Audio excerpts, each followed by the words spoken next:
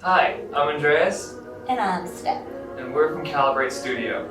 So for today's video on lower limb activation, we're still going to be focusing on the hamstring, but we're going to be doing the quadruped hamstring curl. Okay, so Steph's already set up in her quadruped position where her hands and shoulders are in line and her knee and hips are in line. But because we're going to be in a bit of a tripod situation here, I'm going to ask Steph to move her hands just ever so slightly wider than her shoulders, just so she makes a nice triangle shape.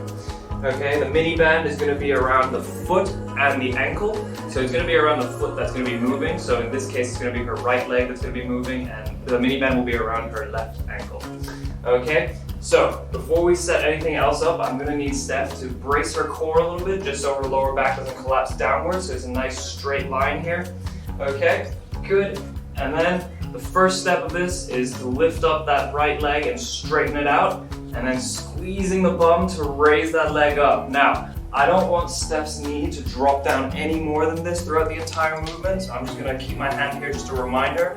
And in this position, she's going to start contracting her hamstrings, pulling her heel towards her bum. Yep, holding it there, and then coming back down.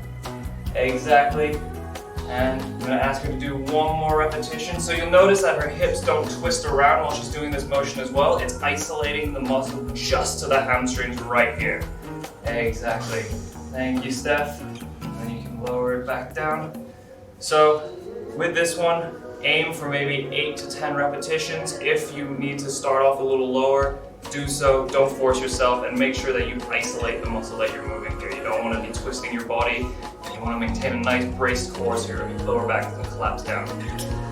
Okay, and that's it for today's video. Thanks for watching. Thanks.